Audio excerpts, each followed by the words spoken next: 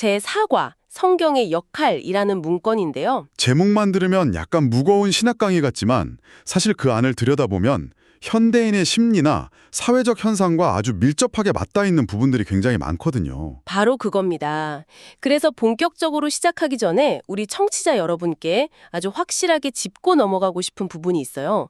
오늘 우리의 이 분석은 어떤 특정 종교의 교리를 옹호하거나 반대로 정치적인 입장에서 비판하려는 목적이 절대 아닙니다. 네, 철저하게 객관적인 입장에서 텍스트가 가진 논리와 프레임을 해부해보는 거죠. 맞아요. 우리의 임무는 이 수천 년 된 고대 텍스트가 도대체 어떻게 현대인의 막 바쁜 삶과 피로감, 그리고 우리 사회의 진리에 대한 갈등과 연결되고 있는지 그 안에 담긴 흥미로운 철학적이고 심리적인 주장들을 파헤쳐 보는 겁니다. 종교적인 렌즈를 살짝 내려놓고 보더라도 이 자료가 세상을 바라보는 프레임 자체가 엄청나게 날카롭고 도발적이거든요. 그렇죠. 그럼 그 도발적인 질문으로 대화의 문을 열어보겠습니다. 여러분, 혹시 역사상 가장 많이 출판되었고 과거에는 누군가가 목숨을 바쳐가며 지켜냈던 이 책이 지금 혹시 여러분의 침대 옆이나 책장 구석에서 조용히 먼지만 쌓여가고 있진 않습니까? 이거 진짜 너무 현실적이고 뼈 때리는 질문이네요. 사실 우리가 보통 베스트셀러라고 하면 사람들이 막 지하철이나 카페에서 엄청 열광적으로 읽는 모습을 상상하잖아요. 네, 막 출퇴근길이 다들 손에 들고 있는 그런 모습이요. 그런데 유독 이 텍스트만큼은 가장 널리 퍼져 있으면서도 역설적으로 가장 많이 외면받고 있다는 게 현대사회의 참 기묘한 단면을 보여주는 지점이죠. 그러니까요. 이 자료는 그 먼지 쌓인 책에 대한 이유를 아주 독특하게 설명합니다. 원문에 보면 악의 근원, 그러니까 사탄이 우리에게 가하는 가장 치명적인 공격이 영화에 나오는 무슨 거창한 악행이나 파괴적인 재난이 아니라고 해요. 네, 악마가 막 뿔 달고 나타나서 세상을 부수고 그런 게 아니라는 거죠. 맞아요. 그럼 도대체 뭐냐? 바로 바쁜 일상, 무관심, 피로, 의심 이런 것들에 우리가 찌들게 만들어서 아예 책을 펴보지도 못하게 막는 거라고 주장합니다. 히브리서 4장 12절을 인용하면서 성경과 기도가 사탄에 대항은 가장 강력한 무기이기 때문이라는 거죠. 이 부분이 원문이 보여주는 정말 뛰어난 심리적 통찰 중 하나입니다. 사실 우리는 막 바쁘고 피곤한 걸 그냥 자본주의 사회의 구조적인 부작용이나 내 체력 문제 정도로 치부하잖아요. 그렇죠. 오늘 야근 너무 많이 해서 피곤하네. 그냥 이러고 말죠. 네, 그런데 이 원문은 그 무기력한 일상을 아주 의도적이고 정교한 영적 차단 전략으로 재해석합니다. 적군의 입장에서 가장 효율적인 전술은 우리가 그 무기의 손잡이조차 잡지 못하게 일상을 소모전으로 끌고 가는 거라는 아주 치밀한 논리죠. 와, 그 말을 들으니까 이걸 현대인의 일상에 대입해보면 어떨까 싶어요. 자, 우리가 삶의 위기를 돌파할 수 있는 최첨단 서바이벌 키트를 배낭에 넣고 다닌다고 한번 상상해보는 겁니다. 생존에 꼭 필요한 아주 중요한 키트 말이죠. 네, 그런데 당장 눈앞에서 계속 올리는 소셜미디어 알림이나 막 끝나지 않는 업무 이메일, 그리고 퇴근 후에 극심한 피로감에 시달리다 보니까 정작 그 키트를 열어서 사용 설명서를 읽어볼 엄두조차 내지 못하는 그런 딜레마에 빠진 거 아닐까요? 정확한 비유입니다. 자료에서도 성경을 멀리하는 행위가 단순히 오늘 종교적 의무를 빼먹었네 하고 가볍게 넘어갈 수준의 문제가 아니라고 짚어내거든요. 그래요? 그럼 삶에 구체적으로 어떤 영향을 미친다고 나오나요? 이게 내면의 단절에서 끝나는 게 아니라 실제 물리적인 일상에 균열이 가기 시작한다고 설명합니다. 부부관계에 막 알 수 없는 긴장감이 감돌거나 별일 아닌데 자녀한테 소리를 지르게 되고 직장 동료한테 평소라면 보였을 인내심을 잃어버리게 된다는 겁니다. 너무 현실적인데요. 내가 왜 이렇게 예민하고 짜증이 나지? 하면서도 정작 멈춰 서서 내 상태를 진단해 볼 생각은 전혀 못한다는 지적이 정말 뼈아프게 다가옵니다. 맞습니다. 내면의 영적 단절이 외부의 스트레스와 인간관계 붕괴로 직결되는 도미노 현상을 묘사하는 거죠. 그런데 제가 이 교재를 읽으면서 흥미로웠던 또 다른 점은요. 이게 그냥 방에 조용히 앉아서 책 읽고 내면의 평안을 얻어라. 약간 이런 식의 개인주의적인 해법에 머물지 않는다는 거였어요. 그 실천 항목들 말씀하시는 거군요. 네, 자료 곳곳에 TMI, 그러니까 전교인 참여 활동이라는 아주 구체적인 항목들이 등장하더라고요. 네, 그 내용을 보면 교리적이고 추상적인 게 아니라 대단히 사회적인 지침들입니다. 차편이 없는 이웃을 필요한 곳까지 태워주거나 옷장 속에 있는 깨끗한 옷을 모아서 도움이 필요한 사람들에게 보내라. 이런 내용들이죠. 그러니까 이 교재가 단순한 성경 공부를 넘어서 아주 구체적인 생활 속 봉사와 실천을 강조하는 거네요. 그렇습니다.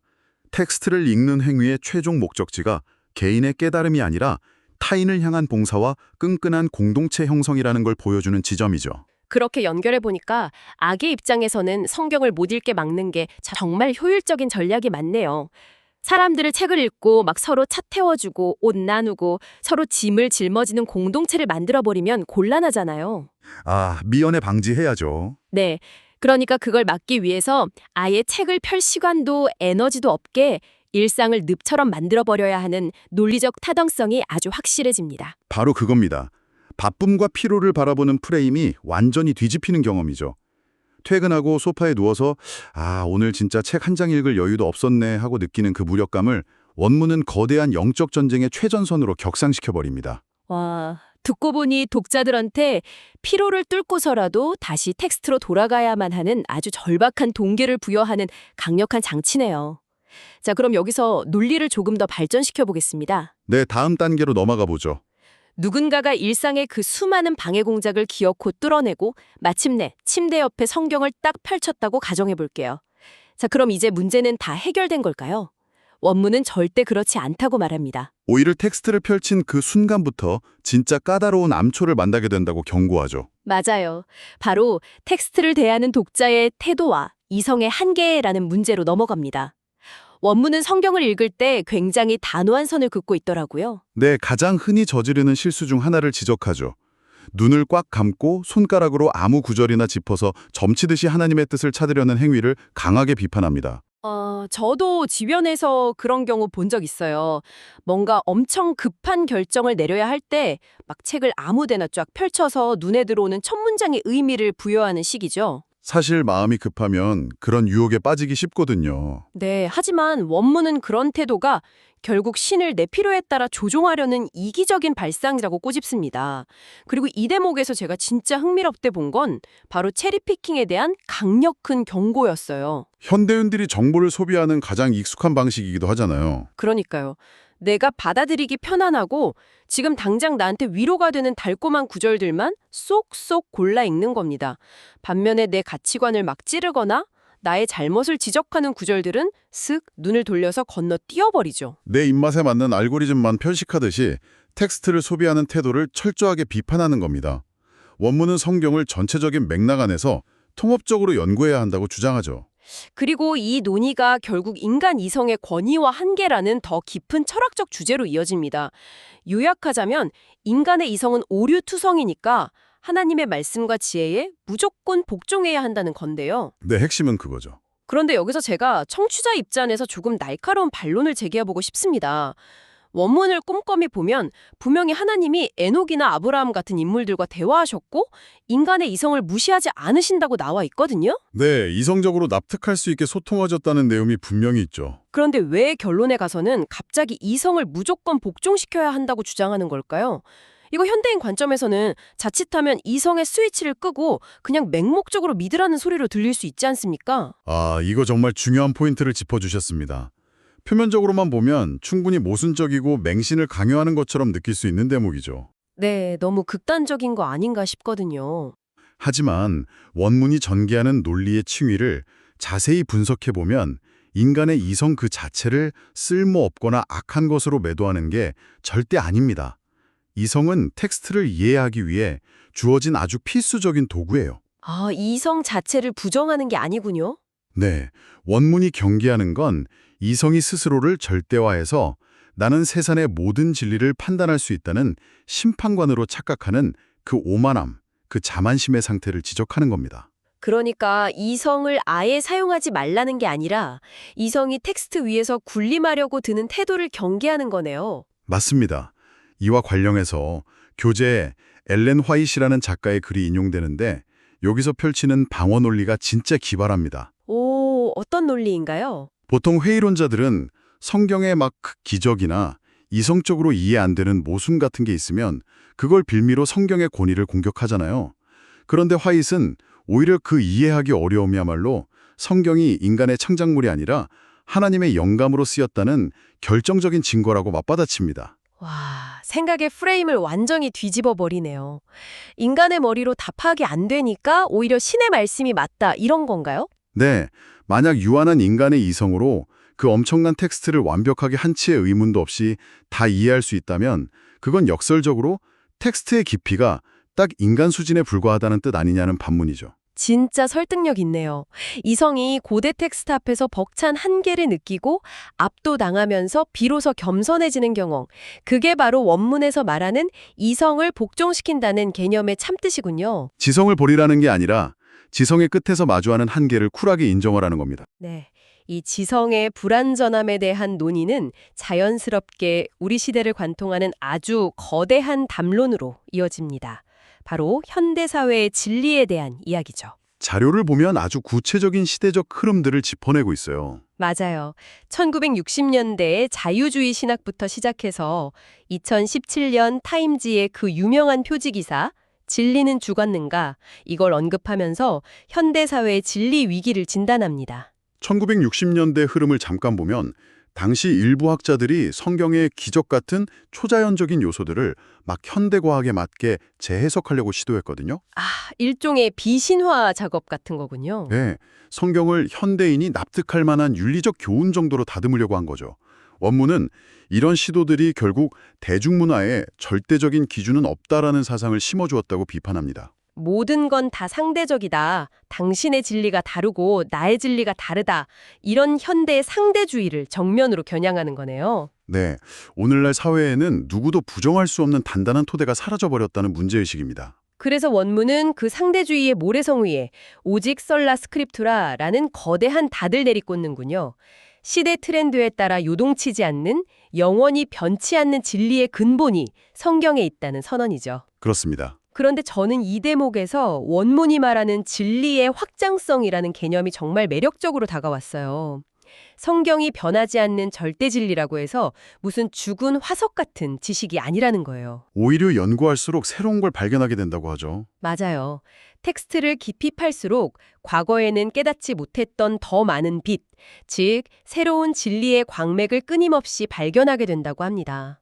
흥미로운 건 이게 결코 과거의 진리랑 충돌하지 않고 그 기초 위에 세워진다는 거예요. 네, 완벽한 조화를 이루면서. 저는 이걸 머릿속으로 상상하면서 약간 웅장한 벽돌집 짓기 비유가 떠올랐어요. 과학이나 일반 학문은 보통 패러다임이 바뀔 때 기존 이론이라는 벽돌을 망치로 팍 부숴버리고 아예 털을 새로 닦잖아요. 네, 뉴턴 물리학의 한계를 드러내고 양자역학이 등장했을 때처럼요. 그렇죠. 그런데 원문이 말하는 이 진리의 건축은 이미 단단하게 놓인 과거의 벽돌을 절대 허물지 않습니다.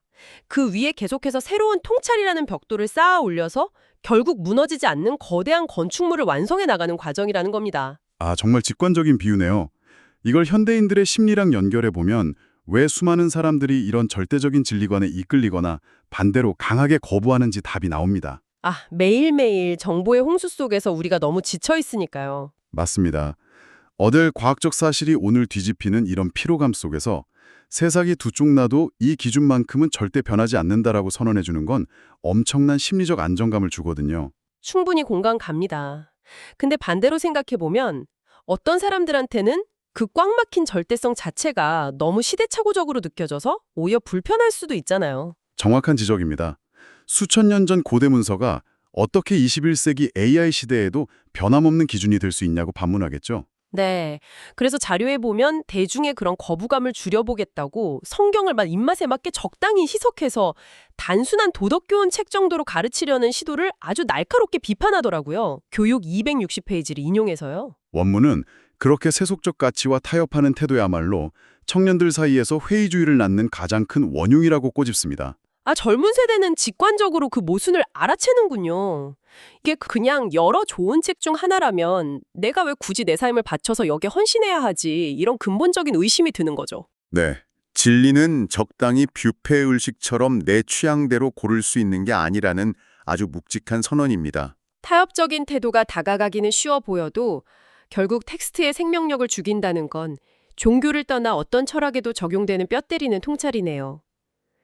자, 그럼 이제 우리의 논의를 마지막 단계로 이끌어가 보겠습니다. 네, 드디어 결론부네요. 성경이 아무리 사탄의 방해를 막아내는 완벽한 무기이고 무너지지 않는 진리의 건축물이라 해도 결국 그걸 읽는 독자가 받아들일 준비가 안 되어 있다면 무슨 소용일까요?